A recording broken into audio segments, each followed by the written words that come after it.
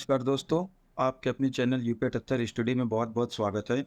आज हम लोग 11th क्लास के अंतर्गत सम्मिश्र संख्याएं, जिसको अंग्रेजी में कॉम्प्लेक्स नंबर बोलते हैं, इसके बारे में बेसिक क्लास है और छोटी छोटी चीज़ों को समझेंगे ताकि यही छोटी छोटी चीज़ें आगे चल के बड़ी चीज़ों का रूप धारण कर लेती हैं। ठीक है, तो बिना देरी करें वीडियो को प्रारंभ करते हैं। ठीक है, तो चलो एक एक करके एक एक बिल्कुल आराम से एक एक चीज़ को देखते चलते हैं और काफ़ी सारी जो चीज़ें हैं उनको समझते चलेंगे। ठीक है, देखो सबसे पहले जानो कि z बराबर होता क्या है। तो z बराबर होता है a प्लस आई बी।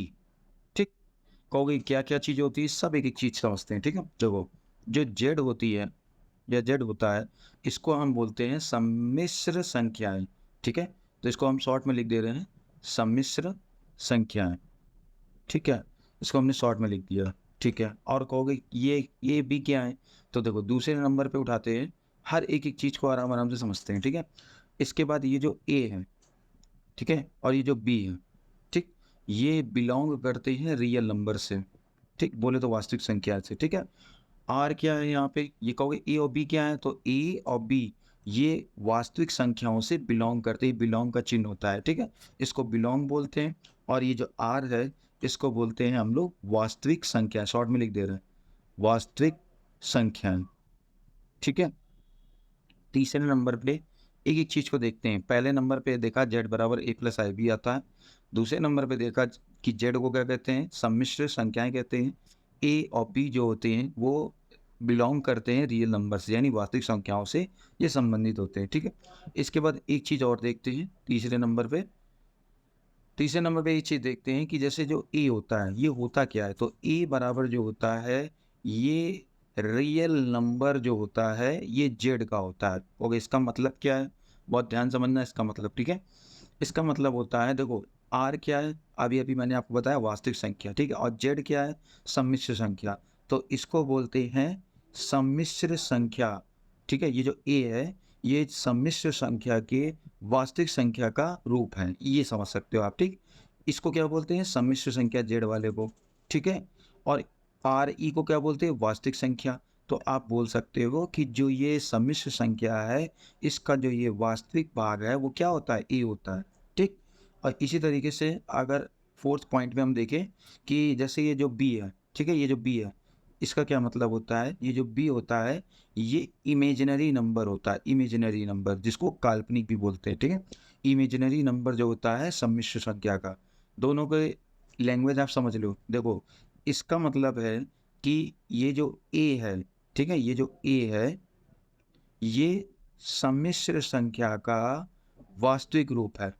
ठीक, और ये जो बी है ये सम्मिश्र संख्या का इमेजिनरी रूप है, यानी काल्पनिक रूप है। अभी आगे हम लोग देख लेंगे इमेजिनरी यानी काल्पनिक क्या होता है, वास्तविक क्या चीज़ होती है। ठीक है, इतने चीज़ में मैंने आपको भी 4 पॉइंट पढ़ाया, जिसमें मैंने जेड बराबर ए प्लस आई भी बताया आपको। ठीक है, जेड को बताया कि इसको सम्मिश्र संख्या कहते हैं, ये शॉर्ट में मैंने लिख दिया है। ठीक है, और इसके बाद ए और बी जो होते हैं ये दोनों बिलोंग करते हैं वास्तविक संख्या से, जो मैंने यहाँ लिख दिया। इसके बाद ए जो होता है वो सम्मिश्र संख्या का वास्तविक रूप होता है, और जो बी होता है वो सम्मिश्र संख्या का काल्पनिक रूप होता है। ठीक है, इतनी चीज़ें मैंने आपको बताई। अब आगे चलते हैं। ठीक है, आगे चीज़ को और देखते हैं इसी में, इसी पेज में। देखो इसके बाद जो हेडिंग आती है वो ये आती है, मैं लिख दे रहा हूँ सम्मिश्र। ठीक है, सम्मिश्र ये बेसिक क्लास है, अगर आप बेसिक क्लास देख लेंगे तो फिर आगे के चाहे जैसा सवाल हो आपको कोई दिक्कत होगी नहीं उसमें। ठीक है, बेसिक क्लासों से आगे की नींव मजबूत होती है। तो सम्मिश्र संख्याओं का जो बीज गणित है, ठीक है, इसको हम लोग समझते हैं कि आगे क्या क्या चीज़ है। ठीक है, बीज गणित देखो क्या होता है। ठीक है, सबसे पहले इसके पॉइंट में हम लोग आते हैं और यहाँ पे लिखते हैं, या पहला पॉइंट में जो आता है वो ये आता है कि अगर आपको दो सम्मिश्र, ठीक है, अगर आपको दो सम्मिश्र संख्याएं, सम्मिश्र संख्याओं या संख्याओं को, ठीक है, संख्याओं को जोड़ने के लिए या योग करने के लिए कहा जा रहा है का योग, तो किस तरीके से हम लोग देखेंगे या किस तरीके से हम लोग योग को करेंगे। ठीक है, तो चलो इसको भी देख लेते हैं। सबसे पहले मान लेंगे कि माना जो सम्मिश्र संख्या है, शॉर्ट में लिख दे रहे हैं, ठीक है। सम्मिश्र संख्या जो है वो अपनी क्या है, क्योंकि यहाँ कितनी सम्मिश्र संख्या है, 2, तो यहाँ पे 2 सम्मिश्र संख्या पहली मान लेंगे क्या, Z1, और दूसरी क्या मान लेंगे, Z2। इतना आपको समझ में आया होगा, ठीक है।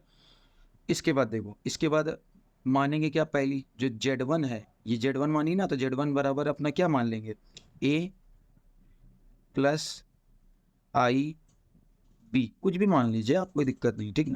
इसी तरीके से Z2 को मान लीजिए, तो Z2 को आप जब मानेंगे तो मान लीजिए C प्लस आई बी, ठीक है। अब हमको क्या करना है, दोनों का क्या करना है, हमको योग करना है, ठीक। तो जब हमको योग करना है तो हम यहाँ पे क्या लिखेंगे, यहाँ पे लिखेंगे Z1 प्लस Z2, ठीक है। Z1 प्लस Z2 करेंगे तो जो भी इनके मान है, देखो Z1 का मान ये है और Z2 का मान क्या है, ये है, ठीक है। तो दोनों मानों को यहाँ पे क्या करते हैं, रख देते हैं, तो ये हो जाएगा A प्लस आई बी, ठीक है, और प्लस करेंगे और यहाँ हो जाएगा C प्लस आई डी। अब इसको जोड़ तो देंगे, लेकिन एक चीज़ समझ लो, ये जो दोनों लाइनें लिखी थी, अब दोनों लाइनों का मतलब यहाँ से आपको समझ में आ जाएगा। देखो जो ये A है और जो ये C है, ठीक है, ये सम्मिश्र संख्या का कौन सा रूप है, वास्तविक रूप है, ये वाला, ठीक, ये वाला, ये दोनों, ठीक है, ये दोनों, जो ये है A और ये जो C है, ये सम्मिश्र संख्या का वास्तविक रूप है। और ये जो आई बी लगा हुआ है, अच्छा हाँ, एक चीज़ तो आपको मैं बताना भूल ही गया, दिमाग से मेरे निकल गया, कि कहोगे ये आई क्या होता है, ठीक है, ये तो दिमाग से मेरे निकल ही गया था, मैं क्षमा चाहूँगा आपसे, कि जो आई होता है इसको हम बोलते हैं आयोटा, ठीक है। ये मेरे दिमाग से निकल गया था, अभी अभी याद आया तो मैं बता दूँ, ठीक है। आई को बोलते हैं आयोटा, ठीक है, IOTA, इसको आयोटा बोलते हैं, ठीक। तो ये कहा जा रहा है कि A प्लस ये सम्मिश्र संख्या का जो A है और जो C है, ये सम्मिश्र संख्या का वास्तविक रूप है, और ये जो आयोटा B है, आयोटा D है, ये सम्मिश्र संख्या का इमेजिनरी नंबर होता है, ठीक है। तो अब हम क्या करेंगे, जो वास्तविक है उसको एक साथ जोड़ेंगे, जैसे ये A और यहाँ पे क्या है C, इसको एक साथ कर लेंगे, और जो काल्पनिक है उसको अलग अलग कर देंगे, तो ये हो जाएगा आयोटा B और ये हो जाएगा आयोटा D, ठीक है। इसके बाद और आगे करेंगे तो ये एक ब्रैकेट में अपना कर लेते हैं A प्लस C, और यहाँ आयोटा को कर देते हैं बाहर, तो ये अपना हो जाएगा B प्लस D। तो इस तरीके से हम लोग जोड़ करेंगे कौन सी संख्याओं का, सम्मिश्र संख्याओं का, Z1 प्लस Z2, ठीक है। तो ये योग था, दो सम्मिश्र संख्याओं का जो योग है वो इस तरीके से हम लोग निकालेंगे, ठीक है, या इस तरीके से हम लोग करेंगे, ठीक। और आगे देखते हैं, जैसे एक एग्जांपल से देखते हैं, कि एग्जांपल देखेंगे तो ज़्यादा अच्छे समझ में आ जाएगा, ठीक है। देखो, अगर एग्जांपल से देखते हैं, जैसे मान लेते उदाहरण या एग्जांपल, ठीक है, एग्जांपल ले लेते हैं, जैसे यहाँ पे दे देते हैं कि जो Z1 अपनी संख्या है वो हो जाती है 3 प्लस 4i, और जो Z2 है, ठीक है, उसको दे देते हैं 6 प्लस 9 आयोटा, ठीक है, आयोटा बोल दीजिए, कोई दिक्कत नहीं, ठीक है। इसके बाद यहाँ से इसको जोड़ दीजिए, तो ये हो जाएगा आपका Z1 प्लस Z2 बराबर, इसको जोड़ दो तो 6 और 3 कितना हो जाएगा, 9। अब ये देखो, ये कौन सी हो गई, ये इसका वास्तविक रूप है और ये इसका काल्पनिक रूप है सम्मिश्र संख्या का, ठीक है। तो 9 हो जाएगा और 9 4 कितना हो जाता है, 13, तो ये हो जाएगा 13i, ठीक है। इसी तरीके से अगर एक दूसरा एग्जाम्पल भी हम लोग देख लें, एग्जाम्पल नंबर 1, ठीक है, और यहाँ से एग्जाम्पल नंबर 2, तो 2 में अगर हम देखते हैं, जैसे यहाँ पे दिया है Z1, ठीक है, और Z1 में जैसे कोई भी मान लिए, जैसे माइनस का 3 प्लस का 4i दे दिया, ठीक है, और Z2 दे दिया, तो ये हो जाएगा माइनस का 4 प्लस का 3i, ठीक है। अब हम इसमें क्या कर देते हैं, Z1 प्लस Z2 कर देते हैं, यानी जोड़ देते हैं, तो जैसे ही जोड़ेंगे तो देखो माइनस माइनस आपको ही पता जुड़ता है, लेकिन चिन्ह का एक लगता माइनस का, तो 4 3 कितना हो जाएगा 7, ठीक है, प्लस और 4 3 कितना हो जाएगा 7i, ठीक। तो इस तरीके से हम लोग क्या करेंगे, जोड़ना सीखेंगे, ठीक है। अब इतनी चीज़ में तो मुझे नहीं लगता किसी को कोई दिक्कत होगी, फिर भी कोई दिक्कत हो तो आप कमेंट में मुझे बता दीजिएगा, ठीक है। और हम लोग आगे बढ़ते हैं और चीज़ों को और अच्छे समझते हैं, ठीक है। चलिए अगले पेज को चलते हैं। देखिए, अगले पेज में हम लोग यहाँ पे एक नियम पढ़ने जा रहे हैं, जिसको कहते हैं संवरक नियम।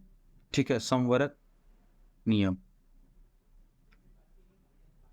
ठीक है, संवरक नियम क्या होता है? देखो, इसमें कहा जा रहा है, मैं शॉर्ट में लिखूंगा, ठीक है। जैसे कहा जाएगा कि दो सम्मिश्र संख्या, ठीक है, दो सम्मिश्र संख्याएं जैसे Z1 है, ठीक, व Z2 को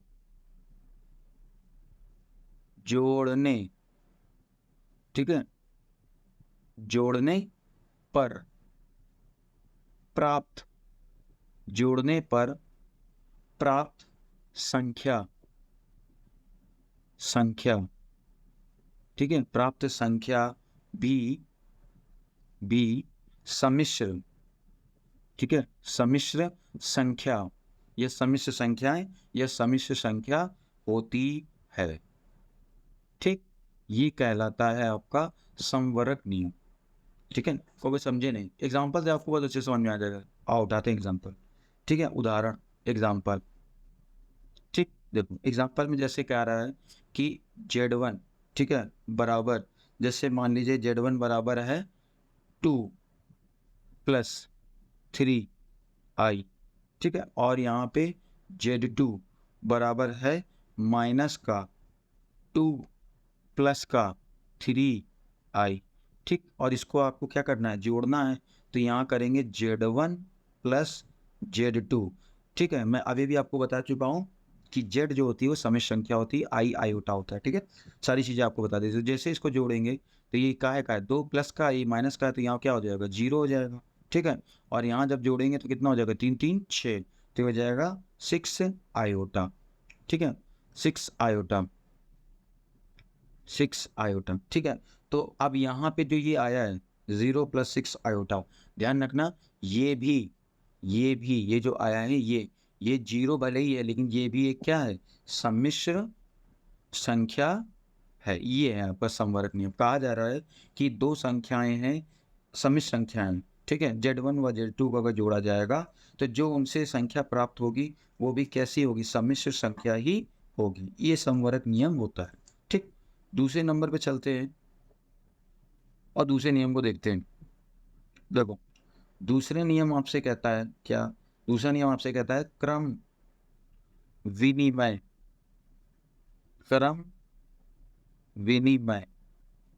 ठीक है, क्रम विनिमय का जो नियम है उसको समझते हैं। ठीक है, क्रम विनिमय का जो नियम है वो क्या कहता है? वो ये कहता है भैया कि जैसे Z1 है पहली संख्या सम्मिश्र और Z2 है दूसरी संख्या, ठीक है, ये एक तरफ है, और बराबर के यहाँ भी है। मान लीजिए Z2 और Z1, इसके अगर आगे पीछे कर देते हैं तो इसके मान में कोई भी परिवर्तन नहीं होता है। यही कहलाता है क्रम विनिमय नियम। हो गया मतलब कहने का है कि अगर हम Z1 देखो यहाँ आगे है, ठीक है, तो यहाँ पे इसको कहाँ पहुँचा दिया गया है? पीछे।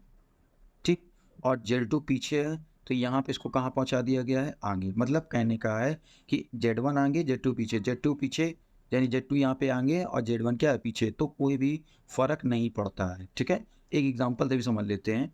जैसे यहाँ Z1 बराबर मान लेते हैं, दे रखा है 2 + 3i, ठीक, और Z2 बराबर ले लेते हैं 3 + 2i।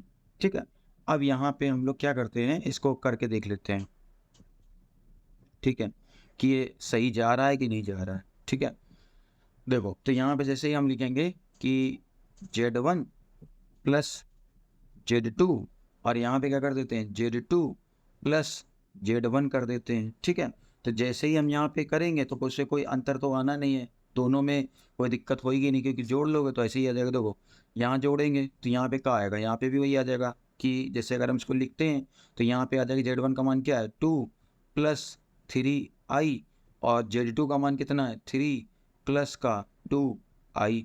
इधर अगर हम काम करते हैं, चलो पहले इधर वाला कर लेते हैं। ठीक है, तो 3 और 2 कितना हो जाता है? 5, और 3 और 2 कितना हो जाएगा? 5, ये हो जाएगा इधर से। ठीक है, अगर हम इधर चलते हैं तो इधर जो Z2 इधर रख लेते हैं, जैसे 3 + 2 आयोटा + 2 + 3 आयोटा, दोनों को जोड़ दो तो यहाँ पे हो जाएगा 3 और 2 5, 5 प्लस 5 आई। ठीक है, आप लोग को पता है कि एक क्रम नियम होता है, इसमें आगे पीछे कर दिया तो कोई फर्क नहीं पड़ता है। ठीक है, तो आशा करते हैं इतनी भी चीज आपको समझ में आ गई होगी। ठीक है, एक और नियम देख लेते हैं। ठीक है, तो आज के लिए हम लोग इतना ही रख लेते हैं क्योंकि वीडियो बड़ी हो रही है और फिर ज़्यादा बड़ी हो जाएगी तो फिर आप लोग को ही बोरिंग फील होगी। ठीक है, तो इसलिए आज के लिए हमने आपको कुछ चीज़ें पढ़ाई हैं, जिसमें से एक बार रिकॉल कर देते हैं। ठीक है, जिसमें से देखिए सबसे पहले आपको ये बता दिया कि बीजगणित में इनका योग कैसे होता है। सबसे पहले आपको जेड बराबर ए प्लस आयोटा बी बताया। ठीक है, जेड क्या होता है, ए क्या होता है, बी क्या होता है, सारी चीज़ें आपको बताते हुए चले गए कि आर क्या होता है, ए क्या होता है, बी क्या होता है। इसका पूरे का मतलब आपको बता दिया कि सम्मिश्र संख्या का जो ए है वो वास्तविक रूप है और सम्मिश्र संख्या का जो बी है वो इमेजिनरी रूप है यानी काल्पनिक रूप है। ठीक है, किस तरीके से जोड़ा जाता है बाकायदा आपको एग्जाम्पल से करके समझा दिया। दूसरा मैंने आपको फिर इसका समवर्ग नियम बताया कि जैसे Z1 व Z2 को अगर जोड़ने पर जो भी संख्या प्राप्त होती है वो भी सम्मिश्र संख्या कहलाई जाती है। ठीक है, यह कहलाती है। तो अब इसमें कहने का तात्पर्य ये है कि जैसे किस तरीके से जोड़ा गया, अगर 0 भी आ जाएगा तो भी वो क्या कहलाएगी, सम्मिश्र संख्या कहलाएगी। क्रम विनिमय जो होता है इसका क्या मतलब होता है कि Z1 आगे Z2 पीछे, और Z2 अगर आगे कर देंगे Z1 पीछे कर देंगे तो भी कोई फर्क नहीं पड़ता है। अब इसके बाद इसमें अगला जो नियम है वो सहचर नियम है। ठीक है, तो इसको हम अगली क्लास में कवर कर देंगे और काफ़ी सारी बेसिक क्लास मेरे हिसाब से 2-3 और क्लासें अभी होंगी बेसिक की। ठीक है, फिर उसके बाद आप एक्सरसाइज में डायरेक्ट आएंगे और एक्सरसाइज लगाते हुए धीरे धीरे चले जाएंगे। ठीक है, तो आज के लिए हम लोग इतना ही रखते हैं, मिलते हैं अगली क्लास में, तब तक के लिए धन्यवाद।